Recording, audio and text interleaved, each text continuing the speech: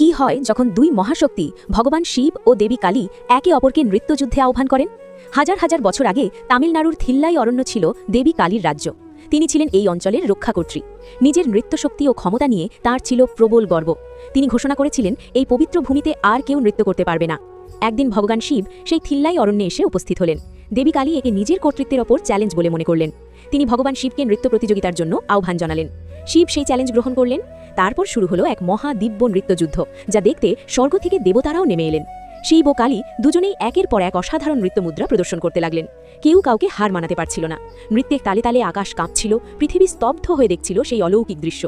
অবশেষে ভগবান শিব এক বিশেষ নৃত্যমুদ্রা প্রদর্শন করলেন, ঊর্ধ্ব তাণ্ডব মুদ্রা, যেখানে তিনি নিজের পা তুলে সরাসরি মাথার উপর স্থাপন করলেন। এই মুদ্রা ছিল অতুলনীয় ও অনুকরণ করা অত্যন্ত কঠিন।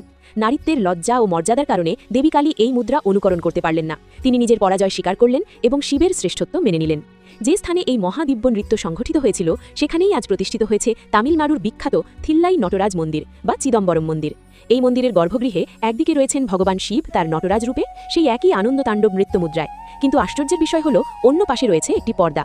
যখন সেই পর্দা সরানো হয়, ভেতরে কোনো মূর্তি দেখা যায় না, শুধু শূন্যতা। এই রহস্যকেই বলা হয় চিদম্বরম রহস্যম বা চিদম্বরম রহস্য। ধারণা করা হয়, এই শূন্যতাই হল ভগবানের নিরাকার রূপ, যেখানে তিনি অদৃশ্য অবস্থায়ও চিরকাল তার আনন্দ তাণ্ডব করে চলেছেন। একই মন্দিরে তাই ভগবানের দুই রূপ বিদ্যমান, এক রূপ যাকে চোখে দেখা যায়, আরেক রূপ যাকে শুধু অনুভব করা যায়।